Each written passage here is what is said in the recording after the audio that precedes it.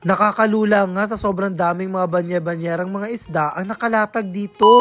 Mayong adlaw sa tanan. Ngayong araw nga isamahan nyo kami kasi maglalakbay tayo mula Bataan. Papunta tayo ngayon sa Nabotas. Tama yung naiisip ninyo, aangkat tayo ng isda at isasama namin kayo para makita ninyo kung gaano kaganda at kalaki ang fishport ng Nabotas. Medyo mahaba-haba nga ang pagbibiyahe natin papunta dito sa kanilang lugar. Napansin nyo naman na mula sa Bataan ay maliwanag pa pero pagdating natin dito ay madilim na. At kahit ganun pa man ay excited pa rin ako na makarating sa ating destinasyon. Ito kasi yung unang beses na isasama ako ng partner ko papunta dito sa Navotas. And excited ako na makita kung gaano ba kalaki ang fishport nila dito. And then kung gaano ba kadami ang mga isda na binibenta nila. At finally, nandito na rin tayo. Nakarating pala tayo dito ng 11 PM. Maghahanap lang kami ng mapaparkingan para makababa na rin tayo at makapasok na tayo doon sa loob. At pagkapasok nyo nga dito ay malulula talaga kayo sa sobrang daming mga isda na nakahilera dito. Dito pa nga lang kami sa bungad ay sobrang dami ng mga isda na matatanaw ninyo. At maya-maya nga ay iikot na tayo para maghanap na tayo ng mga murang isda na pwede nating angkatin. At bago nga tayo mag-ikot-ikot, alam nyo ba na ang Nabotas ang pinakamalaking fishport sa buong Pilipinas? Oo, tama yung narinig ninyo. Ito ang pinakamalaking fishport dito sa buong Pilipinas. At alam nyo din ba na kapag pumunta kayo dito ay kailangan ninyong magsuot ng botas at kailangan nyo ding mag-t-shirt ng puti kasi yun yung patakaran nila dito. Eh napansin ko din naman talaga kaya nila pinapasuot ng botas yung mga tao na pumupunta dito kasi nga madulas at saka naman maputik pag nasa labas. Kaya kapag nagbabala kayo na pumunta dito, alam nyo na kung ano yung susuotin ninyo. At yun na nga, nag-ikot-ikot muna kami at sobrang dami talaga naming nakitang iba-ibang klaseng mga isda na nandito at sobrang lawak din talaga nitong fishport nila. At pansin na pansin ko talaga kung gaano kadaming mga tao na dumadagsa dito para mamili. Sa pag-ikot-ikot nga namin ng ilang oras ay finally nakahanap na din kami ng pwede naming angkatin. Ipapayelo lang namin tapos isasakay na namin sa sasakyan at uuwi na din kami maya-maya. At hindi nga namin namalayan yung oras na 2 AM na pala. Dito nga ay mawiwili ka talaga sa pag-iikot dahil sa sobrang daming iba't ibang klaseng mga isda. At dito ko na lang po muna i-end ang ating vlog. Kung hindi pa kayo nakakapag-follow sa akin, please follow me para palagi kayong updated sa ating mga ina-upload na daily video dito sa aking Facebook page. At kung may mga request nga kayo na gusto ninyo na puntahan namin sa susunod, ay pwede kayong mag-comment dyan sa ating comment section. At kung nagustuhan nyo naman yung ginawa nating video ngayon, ay pwede kayong mag-like, share, and mag-comment. Magpapasalamat lang pala ako sa inyong lahat sa walang sawang pagsusubaybay ninyo sa amin. At dito ko na lang po muna ang ating vlog. Maraming salamat. God bless you all. Bye guys!